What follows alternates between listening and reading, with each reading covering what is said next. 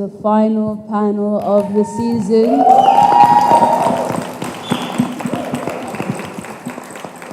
It's been an insane, super fantastic 3 days, of talks for today on our fourth, and just very stimulating discussions that have taken place and so much exchange, and I feel very, very satisfied with what I've seen, come to life, and I'm excited for this talk specifically, and I ended on this talk specifically because it does look at this idea of what it takes to create a network and how organic and grassroots initiatives actually begin to form and shape, and what it takes for these sorts of initiatives or these dialogues to take place is of immense importance. So with us today on our panel titled Misinterpretation, Critical Thinking in Arab Contemporary Art Practice is Sara, العقروبي, Manal, Dowayan, Eman Ali, and Wahid العمودي. Please put your hands together for the ladies.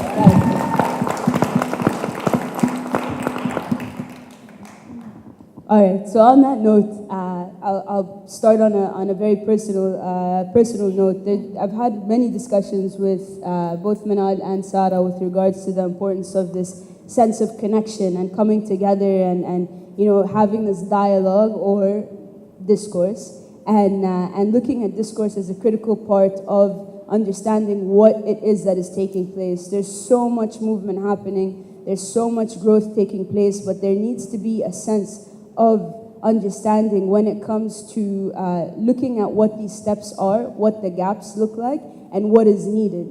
And specifically, a subject that continues to arise is the need for critical thinking. So after a while of not seeing both Sara and Manal, I met up with them and they told me that they've created this group of Arabs and Arab artists who are all practicing at the RCA, but it's not just for RCA artists. And they come together on a monthly basis to discuss a certain subject behind closed doors that is relevant to Arab contemporary art. And that for me became I instantly became very fascinated with this idea, and I became even more fascinated when I found out that the group was titled Arabs with a Z. I found it that there was a sense of humor behind it, and it began to question the sense of nationality and understanding the place of nationality alongside these conversations. So with that said, I'd like to open up the conversation to the panelists with me today. I would like to see just if we could begin to touch base on, first of all, how, if you were to remove the term Arab before contemporary art practice, how that would begin to shape your practice, and is it an essential part to have, to go back to the sense of what it is to be Arab when you are working on your practice? We can start with whoever would like to answer. Okay, I'll start the show. Good evening, everyone. Thank you for coming. I think that I speak for all of us in the panel when I say that when we work or we function in an institution, there is a slight gap in having a conversation, a dialogue, and a discourse. That's what we're looking for. And I think that it's important that we find a way to have that conversation. And we found that when we were having critiques and moments where we were sharing our work, that it was met at a surface level where we became the focus of the conversation rather than the work. Our ethnic background became the focus of the conversation rather than the work. And we really wanted to engage and ignite a conversation where we could really analyze and critically deconstruct and dismantle conversations. So collectively, we decided to come together and say, well, we are all Arab, we are all from the same ethnic background. If we share this common thread, can that thread be shared in a conversation under the umbrella of contemporary art practice? So in our field, being Arab is at the forefront of the discussion, but it doesn't guide the discussion. It becomes part of, it is woven into the fabric of the discussion. And because we're all united on that front, the conversation is enriched with this idea that, you know, we can discuss things under a Middle Eastern or an Arab context. And so it ignites a different food for thought. And I think, you know, Manal can elaborate on that. So I think I want to just tell the story of how this group actually came together. So the group we're talking about is a discussion salon that started off with these founding members and Salman, who's sitting over there, Bahraini painter, and all these artists. We all went to the same school at the Royal College of Arts. We kept meeting in the hallways, discussing different topics that really were not covered within the environment of the institution we were all studying in, within the gallery scene that we were sort of exposed to in London, and understanding that we were there in a European context. That's not something we were denying, but we really had more to speak about, more to explore. So we started, first of all, meeting in the hallways of the campus of our school, but we decided we want to expand this conversation to a larger community of artists that exist in London. So we moved the conversation to the artist studios or artist homes, and we started inviting artists from Goldsmiths University, St. Martin's. It was actually not just artists, we had jewelry designers or people who were involved in design, PhD students who were exploring ideas about contemporary art, and we started to meet every Monday at 7 o'clock up to 10 o'clock. We had very strict rules. It was, what did you call it, Sarah? Lens-free space. A lens-free space. So no documentation, no recording, which is quite difficult these days. You just want to Instagram something out of these, because amazing conversations.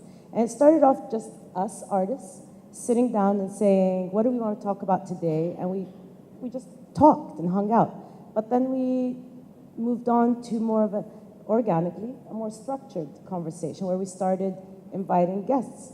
And later on, we would love to hear from some of the guests are here, like Raneen Bukhari, a curator from Saudi Arabia, and Neyrouz, who is a gallerist from Listen. She's also from Libya, so most of our guests are Arab, so it was, that was our focus. And what we did is we controlled the conversation by curating. This group curated the conversation, and we had a limit of 20 minutes per question, because you can, artists can talk forever about a certain subject. Arab artists, either two, so political, philosophical, and this has been going on for 1 year now, and we're sort of now becoming formalized because of this sort of platform that Munira has invited us to, and Diala Nusayba also, as a fair director, has made sure that this group becomes sort of well known. And here we are, Arabs with a Z. We didn't like the title when we first came up with it. Salman is the one who came up with it. But we sort of got stuck with it because we couldn't come up with another title. But it's really a discussion salon that hosts contemporary Arab artists. I want to talk about it in a more kind of personal kind of level in terms of how it helped me and kind of my development of my work. I think it allowed us to kind of create this community, but also this kind of the closed lens thing that you were referring to really gave us a platform to kind of question things and really develop the work that we were kind of thinking about and like the experiences that we were having out of the context and out of the worlds that we came from into this space. And it was just nice to have that, to have these like friendships, and the circle itself started getting bigger, and exactly like inviting kind of new artists from different kind of regions, and it just created this dialogue that allowed us to kind of expand in our developments of the work, personally. With regards to the content that would be discussed, was it something that was a counter narrative to what you were studying at RCA, or what the text was given, like the Western discourse? Were you guys actively seeking to have a counter narrative during these sessions, or how did the questions come about, and what did the questions look like? I think the questions for us really stemmed from sort of our experiences and things that were going on in the Khalij. Personally for me, they were not in any way sort of associated with my own practice and the things that I was necessarily looking at. But I think the point of the group was, or at least for me, is that it was a group of Arabs that got together, and this is not even something that happened when I was living in the Khalij. And for us to be able to discuss, social issues, cultural issues, politics, that we never really necessarily had a place, even living here or in London, just a group of Arabs getting together, that wasn't present. So our themes were basically, I don't necessarily think they were related to our practice, but it's what was happening here and how that impacted us. And if that impacts our work in any way, we would expand on that. I just wanted to stress on the idea that we are Arab artists because, at least with my own personal experience, I found that when I was approached through reviews or conversations about my work, it was often referred to as Middle Eastern art or wanted to be pigeonholed in, for example, something that was seen as Orientalism or Islamic art. And they kept referring it as Middle Eastern art, Middle Eastern art. And I kept saying to myself, well, Middle Eastern, the word Middle East is a Western construct. So if it's a Western construct, the Middle East is referring to the Middle East in reference to whom? To where? The West. So if I'm thinking that I'm going to have a narrative about my work and I'm going to share it with these other Middle Easterners, we're going to address ourselves as Arab artists because that's what we are. And for me personally, and I think maybe some of the panelists, the reviews that I got with these lovely women and man in the corner over there, is that they really helped shape and guide and navigate my work to be viewed by my demographic that I was catering to. Because I knew that maybe my work being received by a Western audience was perhaps igniting a different kind of conversation, but then I knew my demographic was most likely in the Middle East because I didn't have to provide context to my work constantly. It was always contextualize the work, contextualize the work. And, with us, we didn't need to have that context provided. And that's why we brought in so many other amazing speakers from all different disciplines, because we could all share in this sort of unanimous feeling of, yes, we understand where you're coming from, just go dive in deep into the conceptual thread that you're thinking of without having to fluff it up or dumb it down to cater other people. And I think that was very important for all of us as a collective to bring out. I just want to say that I think in my experience in participating in crits, I think that the view of the Middle East is, for a Western audience, again, in my experience in a British institution, it's very stereotypical. And so a lot of the time, their suggestions would be something that none of us would do. This new generation, it's much more globalized. There's a lot of things that we're exploring, and our own experiences living in the now, in the Middle East now, with all these changes. I mean, it's really vast, and so it's something that we want to break out of, this kind of like traditional way of looking at where we come from. But the difference is that the people that we're talking to within these institutions don't know about this new experience, and therefore, they can't necessarily engage or add to what it is that we want to discuss. And a lot of the times, I've encountered many conversations with my tutors where it ends up with, well, I'm so far removed from, where it is that you come from, I can't really give any advice. Even though in my work, I don't think that you can necessarily say that I'm an Arab artist, because I don't think that that type of symbolism, let's say, or just, like visually speaking, I don't think that you can necessarily place it. But even though my references all come from my own experiences growing up here, and that sometimes was a little bit of a problem, or just a challenge for the other students or and the tutors, because they couldn't add anything to it. And so I was really left to my own devices. And this is why this group was really important, because they really understood where I was coming from, and therefore I was able to have these really important discussions that did help my work. I just want to add, it wasn't only about like them not understanding, but it's also in terms of our work. Are we saying the right thing? Are we, is it like in tune of what's happening? And having kind of this community, having this kind of group really added to the dialogue of our work, added to the questions that we were like already kind of having with our works. So we had that kind of backup. We didn't always agree on the topics. We weren't all, like, it was that type of platform that we needed to kind of develop ourselves as artists, I feel. I agree with Eman and Ahad and kind of feel the same way about it. And I found that it was important for us to come together and kind of understand. Bring the mic closer. And come together and kind of understand where this stems from, what part of our work reflects the Arabness that they can't kind of pass. Because me and Eman don't necessarily have a lot of kind of references, direct references when it comes to Arab work as opposed to having Arab writing and etc. But there is still kind of an understanding that, a common understanding where we get labeled as in a certain way, and we kind of want to differentiate between the way our Arab viewers look at our work as opposed to a European eye. How do you fight the stereotype?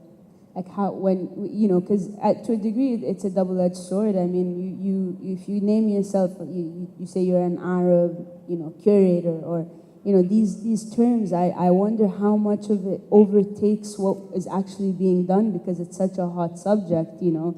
It's not cool, but it's like, it's interesting to know what the Arabs are doing, you know, and just because generally the lens is always from the West or even from the East when looking in, but I really start to, especially after these series of talks, like there is definitely a win when you come together and it becomes a more, you know, like an insular subject in which is being discussed amongst each other rigorously, and then to start to dissect what it means to be Arab, and then to propose and something that is anti the stereotype. So just within your work, how do you begin to narrate that? In any context, labels exist. So this is something that every artist from any region, any gender, any background will receive certain types of labels. In reality, we only placed the word Arab artist because we just needed to control the conversation so that we're not constantly doing what we do in the institution or in the outside world. So the word Arab in our title as a group is not really a definitive label that we want. Actually, we were just creating a network. And this is what we lack everywhere. Even while I was living in Dubai, it was almost impossible to create a network. Doesn't matter from where. We all live in one place. We are making art. We all have studios. But in London, we have this amazing grouping of students. And students are in a mindset that's quite different. There's space for thought. There's space for exchange. And we are actually disconnected. So we have a sort of moment where we can observe where we came from, what are we doing now in London, and what are we going to do when we go back. So, for example, Ahad, Eman, and Salman just graduated this year from the Royal College of Arts. Me and Sara are still at the school, and actually they are now still part of the network. So the network is growing slowly, but it has nothing to do with the word Arab. It's just about creating a network of like-minded people who really want to engage in an interesting dialogue about contemporary events. And for example, our last discussion was a very pragmatic dialogue. We invited a gallerist, a fair director, an auction house director, and another fair director, like a patron. And the discussion was about ethics, the ethics of the art world. And it's a very global topic. It's not Arab related, but there's always a twist to it because we are coming back to this region, or we are engaged with it in some way with our work. And we use this group and network to have an interesting dialogue, with a relevant dialogue. It doesn't take forever to get to the point that we wanted to get to. So Arabness is not, and it's just the Arabs with a Z, it's just a title, really, and a way to make a shortcut to a really useful conversation. With that, do you feel that, like you were discussing how it's been difficult to do something like that in Dubai? Sarah and I, frankly, have been trying to do this for the past 2 years here in Abu Dhabi, and it is a mindset. Do you think that being a student and having that distance from the region is essential to the conversations? 100%. Yes. There is a space. Yeah. We have time. We have no commitments. We don't have a family calling us. We don't have, dinners to go to. We're sort of concentrated and constantly thinking about our work, our practice, politics, sociopolitics, and that setting really helps create a conversation. Yes, I concur with what you're saying. But for me, I agree and I disagree. I do believe that there needs to be a distance. One must divorce oneself from the region in order to have these conversations. But I think because here there is still that lingering wave of the post-colonial era of wanting to rely and believe and trust in those who perhaps are not from the region and do not share the same ethical, cultural, political, socio-political relevance. There is a lack of, or there is a common thread of people taking one step forward and then taking 10 steps back. And this is because we are living under the governance of that we are not by the rule of law, but by the rule of personalities. That no one is, and when I mean that, what I mean by what I'm saying is that the rule of law says that everyone is susceptible to be under law or under scrutiny or under criticism. But we live in an area in the Middle East where it's the rule of personalities, where one can, use the connection or the glorification or the successes of whatever practice they do to push the practice into a domain that is very surface. It's a very surface level argument, and then the critical aspect is removed from it because the fear of being criticized is seen as something negative. That the criticism doesn't have to be constructive; it's just criticism, and we don't want to deal with it. So I think going back to your title of the fact that it's misinterpretation, it's that when we remove ourselves, we have more freedom to engage in maybe avenues that perhaps are not available here because there is this this kind of common thought process that what you're saying perhaps isn't in agreement with everyone, and if it is one person thinking that and not a group of people, then it's probably not going to get passed. So having this from the outside in rather than from the inside out, we're now coming on stage and we're talking about the experience that we're sharing all together.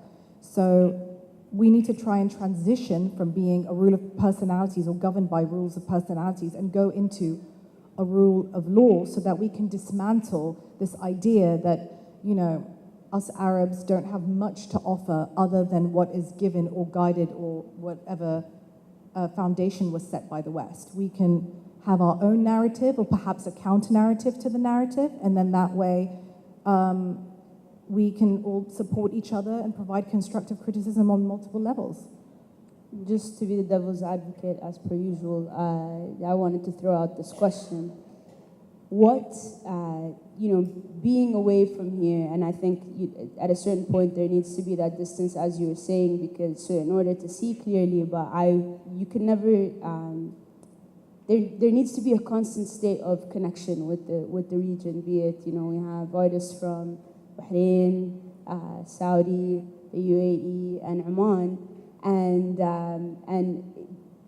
leaving the region and staying away for a long time, almost, it's not that you become desensitized to what's going on, but, you are watching Western news, you are reading Western articles, you're going to school almost every day, I'm assuming, or however many times a day a week with other Western,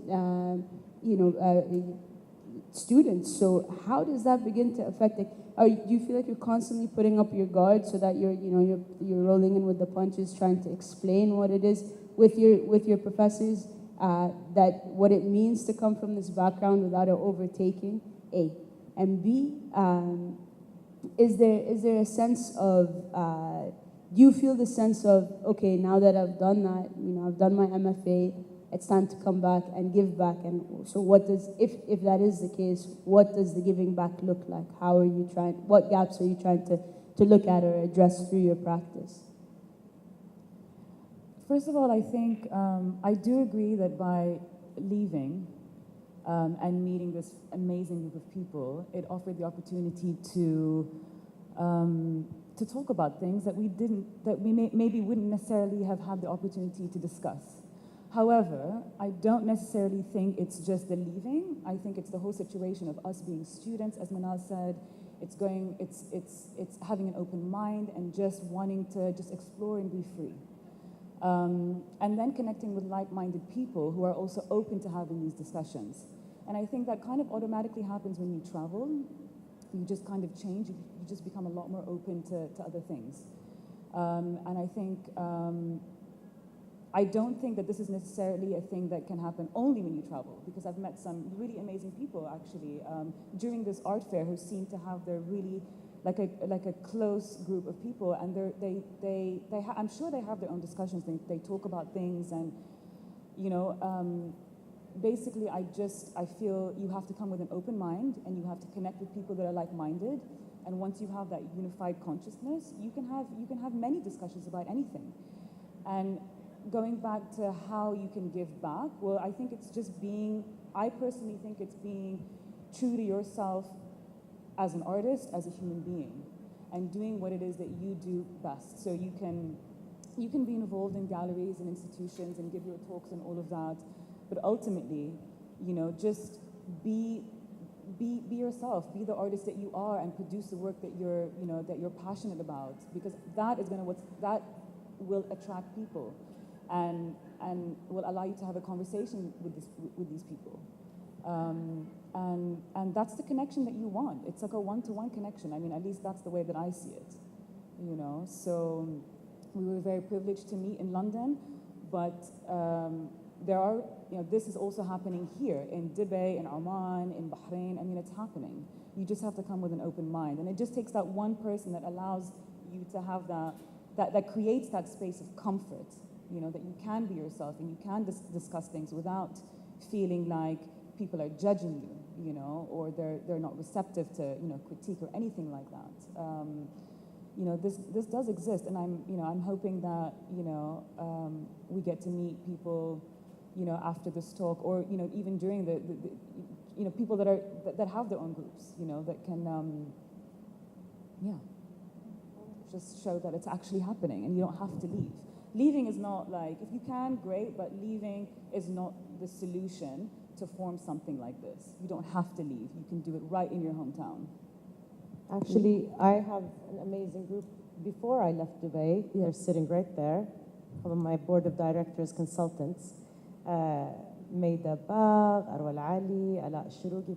I constantly, all my projects are discussed with this group of people who I trust, in a sense, their mindset, the way they understand my work, and the most interesting conversations happen at their homes. So I think, generally speaking, it's not just artists. Everybody's thirsty for this incredible conversation about topics in an open way. So you just put out your questions, and then you just continue to exchange, and it just enriches you. And I think it enriches the whole environment and society. And if we can create, Ranin just told me that she's now creating, she's a curator from Saudi Arabia, Ranin Bukhari, from the Eastern Province, where I'm from, is thinking of bringing a creative discussion to the Eastern Province. And this is an incredible initiative because people are thirsty for it. If you go to Kuwait, they have Nuqat, for example, which is an amazing platform of dialogue. That's it. They bring in people, and not necessarily artists. It's a mixture of artists, industry people. We there is thirst for a conversation. And have recently finished, and Sara and Manal are still kind of in that kind of cycle of it all, yeah.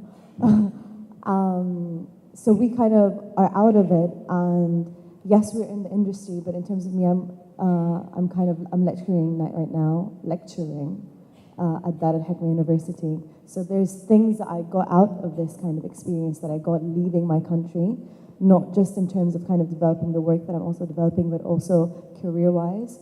And that's how, I mean, I think each one of us are giving back to the community in different ways, whether teaching or producing work or, you know, creating dialogues within our own communities. So I think more comes out of the, you know, this experience that we have together. Can I add that our group actually has a large amount of Emirati artists that are not present today, but the founding members are Salama Nasib, Shamma Al-Amri, and Saeed Al-Madani. So they couldn't make it. They're working very hard in their studios in London, but they are part of this.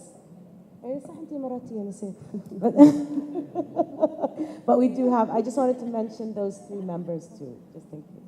It's great to have this, and I think that it is the core aspect of everything that has been discussed throughout these 4 days, as I was saying, and I keep coming back to. And it's so interesting because of how easy it was for you guys to do this. It does not take, it does not take a platform or an art fair or, even with Nuqat, for example. It's really interesting to have this conference that takes place, but then for me, the question continues to become the idea of continuity. Now that you guys are almost fragmented, to a degree, you have your peoples in London, and then you have your people in across the Khalij. So how do you guys imagine this continuity once everybody goes back, leaves London, goes back to where it is that they're based? Are you guys thinking of developing a network that is more interlinked, meeting up in certain cities and beginning to understand, a dialogue or a discourse that is in place in accordance to, say, Bahrain, or, for example, my fascination this year was Eman, because they're right next door, and generally none of the information seeps in, and it's like a 5-hour drive away to get to the border. So 4 hours. So it's interesting how at a certain point things are very insular, but then to a degree we also try to play this role that we are global, we're on a global lens, and I feel like things like this initiative, Arabs with a Z, that is the root of a lot of content that can be created later on. So how have you guys thought about this, the question of continuity after everybody heads back? To be truthful, no. We're happy we're still gathering, actually, every Monday. It's a surprise every time. We send out a message through WhatsApp, and whoever shows up, and then we're like, oh, this is great, and maybe next time we'll do it again. Actually, it's such an organic initiative and such a special group and atmosphere that we don't want to formalize anything. I think the only thing that we're really now thinking about doing, and we've been trying for a whole year, that's how distracted we are as a group, because all we want to do is talk, artists. Too many Arabs spoil the broth. Yeah, too many Arabs that want to talk. But we really wanted to create a publication where we can actually publish, since we're not documenting anything within our dialogues, and that's part of the privacy of the space and freedom of topics to choose. We do not want to create anything formal in that space, and we hope, I don't know about you guys, but I really hope this group continues in London after we leave. It doesn't necessarily have to be taken back with us to where we live. So Wahid, when she comes to London, she comes back to that group. So I assume if I ever travel to London after I had graduated, I'll find the group still there, and I attend it as a guest, which is incredible and really fun. But a publication is what we're trying now to move into, and maybe just publish some of our thoughts, our writings, and amazing dissertations that are being written by these incredible group of artists. the topics are unbelievable that are being written at the Royal College of Arts and beyond, the other universities. And I think that will probably be a platform that's open globally to anybody, that you don't have to necessarily be attending the discussions. But that's really, we have nothing formal. We're completely a relaxed group, maybe too relaxed. And our topics are usually decided like 3 days before, because it's every Monday. It's impossible to create a plan of anything. But it keeps us going back to a conversation. And that is, for us, very important. Who's the question keeper? Who brings up these questions? Is it everybody? And We can be like chatting, complaining in the group, and then somebody says, we're going to discuss it this Monday. So we end the discussion so we don't fill our WhatsApp messages. And this Monday, this is our topic. Most of the time they start on WhatsApp and then they feed into the Mondays. The group remains. We have the WhatsApp group, and we're always in contact. Even with me back in Bahrain and not being in London anymore, we still have the conversations on WhatsApp, and we still help each other and kind of develop each other's work by discussing and kind of having an understanding of different perspectives. I go back to Bahrain, I bring a different perspective. I was in London, I bring a different perspective to Bahrain, and then I take that perspective. It changes while I'm in Bahrain. And then I take the perspective from Bahrain back to London. So there's this kind of exchange, which is very interesting and helps the work a lot and helps us in understanding the way the work travels. I'd also like to add, the mood that we set in most of these discussions is quite interesting, because someone gets like a dole or like gahwa, proper like Arabic Yoga coffee. poses. Yes, Arabic coffee. We've got the dates.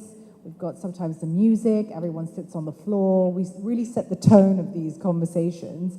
And I think the funny aspect of us being Arab, because I'm going to throw a joke out there, but for us, there's no such thing as like 6 degrees of separation. It's like half a degree of separation. Like, your cousin's father's uncle's boat is related to my dog and sister's uncle's father.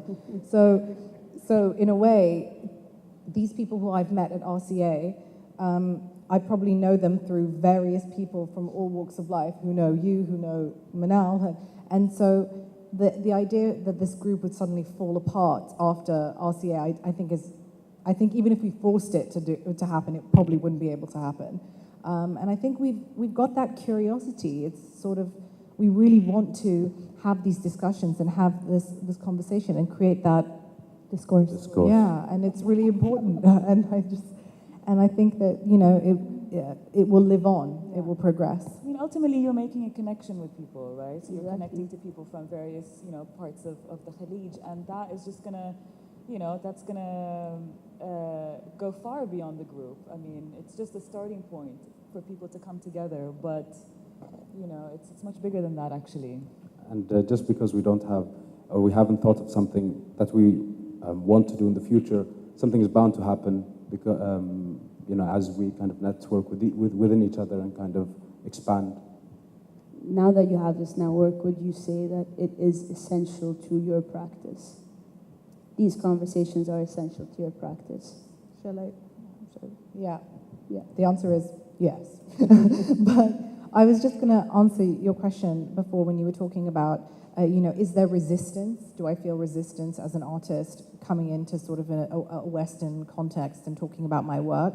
The answer is no, and the answer is I will never change that process. If I need to react and create a counter-narrative to the narrative that they're throwing my way from their reactions to my work, then so be it. But I think what drives me as an artist to create more work is the fact that there's always this misinterpretation of my work, and there's always this miscommunication, and there's always this context that needs to be provided, or this massive anecdotal story that has to come right before I even tell the title of the work. And being exotic. Yeah, you're just exotic. I mean, typical things like, are you oppressed? Are you allowed out of the house? And my answers to kind of combat that is like, of course, because, my mother is illiterate and my father rides a camel. And, people ask in all seriousness, is that true? And I say, yes. And then they say, really? And I say, no. So you start to play around with these conversations. And I think you just got to, as Eman said, and as we've all said, we've got to stay true to our practice and true to who we are. and trust in thyself. Yeah. Agreed. On that note, I'll wrap up with the panel and I'll open up the questions to the audience. If we have any questions, I have a question in the back.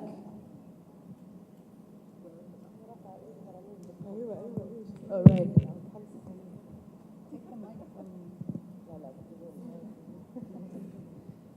Thank you very much for your talk. I'm just intrigued. You talk about the feeling of a post-colonial legacy on your shoulders with your work.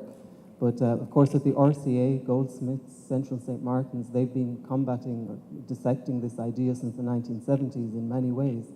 So I just thought it was quite interesting that you talk about this, but yet with post-structuralism and everything in the West, they've undermined to a degree sense of identity, sense of who they are through this critical thinking. So I was quite surprised with your analysis of that. I just wonder what you feel. Yes, actually to the whole panel, but I think it was particularly you mentioned it. I don't think they can hear you, so I'll start to answer, and then I think they'll pick up from what I'm answering. Post-colonialism still exists here in the Middle East, and when I was talking about it, I was referring to specifically the UAE, just from conversations, experiences that I've personally had with dealing with, just as an Arab artist or as an Emirati artist, faced with the fact that my ethnic background is at the forefront of conversations rather than the work that I produce or the efforts that I put into things. And if I was to have a conversation or create work alongside someone from the West, they would immediately gravitate towards the person from the West because they are from the West.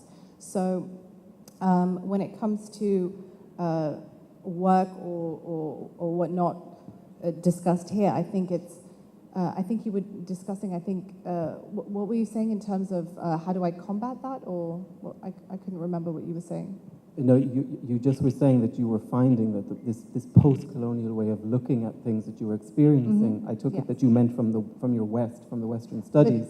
Yes. That this was affecting your work, you couldn't speak, but yet the same institutions that have been, I suppose, taking this apart for 40 years have given you your voice in some ways. I agree with what you're saying, but I think we also have to remember that institutions in the West, particularly in the UK, have years, decades of a foundation based on a very Eurocentric way of education or navigating education.